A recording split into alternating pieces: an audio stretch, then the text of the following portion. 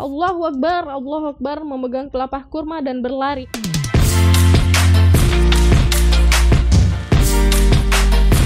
Assalamualaikum teman-teman, ketemu lagi di vlog kali ini di channel Zahra Queen. Yeay. Nah, di vlog sebelumnya kita udah bahas Khalid bin Walid. Bagaimana Khalid bin Walid mengangkat dirinya menjadi panglima perang di perang Mu'tah. Nah, kali ini kita akan membahas bagaimana sih kondisi kaum muslimin di perang Mu'tah dibawa ke pemimpinan panglima perang Khalid bin Walid atau pedang Allah yang terhulus. Nah, terakhir kali kita bahas kan Khalid bin Walid udah mengangkat bendera perang. Jadi sebenarnya waktu Khalid bin Walid mengangkat bendera perang ini kondisinya udah maghrib, teman-teman. Dan biasanya peperangan itu pada zaman dahulu kalau udah maghrib atau menjelang malam, peperangan dihentikan dan dilanjut lagi besok paginya. Jadi setelah Khalid bin Walid mengangkat bendera perang, peperangan udah dihentikan. Biasanya kalau dihentikan, pasukan-pasukan perang itu memberesi tempat peperangan. Tempat peperangan maksudnya adalah mengangkat mayat-mayat yang gugur, orang-orang yang gugur, atau biasanya menguburkan orang-orang yang meninggal. Nah, di malam itu Khalid bin Walid sebagai panglima perang, hasil dari angkat dirinya sendiri, memasang strategi dan memasang taktik yang belum pernah dilakukan sebelumnya. Jadi biasanya juga dalam pasukan perang itu teman-teman ada posisinya masing-masing. Jadi yang di depan terus dengan baju khasnya. Jadi yang di depan itu memiliki pakaiannya sendiri, yang di belakang memiliki pakaiannya sendiri, posisi yang di samping kiri kanan memiliki pakaiannya sendiri, dan juga yang di tengah memiliki pakaiannya sendiri.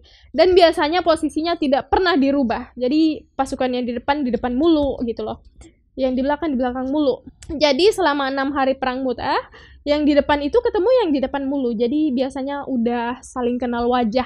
Yang di belakang pun begitu, dan di posisi lain pun begitu. Nah, di malam harinya Khalid bin Walid ngacak posisi kaum muslimin. Jadi yang di depan ditukar ke belakang, yang di belakang dijadikan ke depan, yang di samping kiri digeser ke kanan, yang di kanan digeser ke kiri, dan yang di tengah pun dipindahkan ke tempat lain. Juga disuruh ganti pakaian oleh Khalid bin Walid. Jadi ganti pakaian. Jadi kostum yang udah dipakai perang di 6 hari sebelumnya nggak boleh dipakai lagi, ganti dengan pakaian yang baru. Jadi kaum muslimin pada saat itu udah diacak-acak posisinya, disuruh ganti pakaian. Terus bendera pun diganti, bendera perang diganti, kecuali bendera induk atau bendera panglima perang, itu yang nggak diganti. Nah, jadi sebenarnya Khalid bin Walid ini menurutku ya keren juga sih.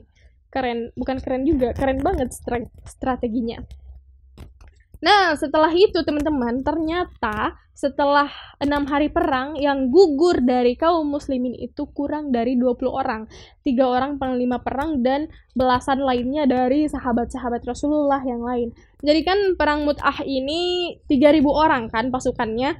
Nah, karena sekarang plus minus 20 orang yang meninggal, jadi sisanya 2.980-an orang kan. Ditarik lagi sama Khalid bin Walid 1.000 orang. 1.000 orang ini dibagi menjadi 20 kelompok. Setiap kelompok terdiri dari 50 orang. Disuruh menjauhi wilayah-wilayah perang. Jadi kalian berpencar, mereka berpencar.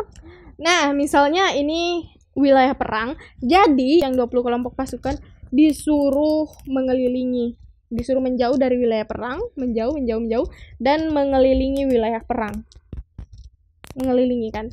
Nah, juga disuruh untuk setiap orang memegang pelepah kurma. Jadi satu kelompok kan 50 orang, masing-masing memegang pelepah kurma. Keesokan harinya, kaum muslimin udah berada di posisinya masing-masing. Hasil dari posisi-posisi acak-acaknya Khalid bin Walid atau strateginya Khalid bin Walid.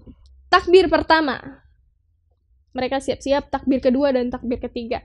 Biasanya takbir ketiga ini kaum muslimin adalah aba-aba untuk kaum muslimin menyerang pasukan musuh. Tapi di takbir ketiga belum ada kaum muslimin yang menyerang. Ternyata di takbir ketiga ini adalah aba-aba bagi pasukan yang 20 pasukan ini untuk mendekati wilayah perang. Berlari mendekati wilayah perang sambil bertakbir dan memegang pelepah kurma. Jadi kayak bertakbir Allahu Akbar, memegang pelepah kurma dan berlari. Ternyata efek dari pelepah kurma ini teman-teman adalah memanipulasi suara agar terdengar banyak pasukan yang hadir atau banyak pasukan yang berlari. Terus efeknya juga adalah ternyata debu dan pasir itu berterbangan seolah-olah banyak orang yang berlari, teman-teman. Jadi kaum kafir Romawi ini kayak mikir gitu loh, udah yang di daerah perang orang-orang baru semua. Ini kayaknya pasukan bantuan dari Madinah deh, soalnya yang kemarin-kemarin kan aku kenal gitu loh, ini orang baru semua. Udahlah yang di sini baru semua, mana banyak banget dari luar wilayah perang berlari ke sini. Nah, karena saking paniknya, mereka mengira bahwa kaum muslimin ini mendapatkan bantuan dari Madinah atau mendapatkan pasukan tambahan. Saking paniknya, mereka nggak bisa bergerak, teman-teman. Kayak gimana sih kalau kaget nggak bisa bergerak? Akhirnya karena nggak bisa bergerak, kaum muslim ini menyerang mereka tanpa pembalasan gitu loh, teman-teman. Karena panik, panglima perang dari kaum Romawi mengambil keputusan yang salah, yaitu mengambil mundur atau menarik mundur pasukannya, tapi membawa keberuntungan bagi kaum muslimin.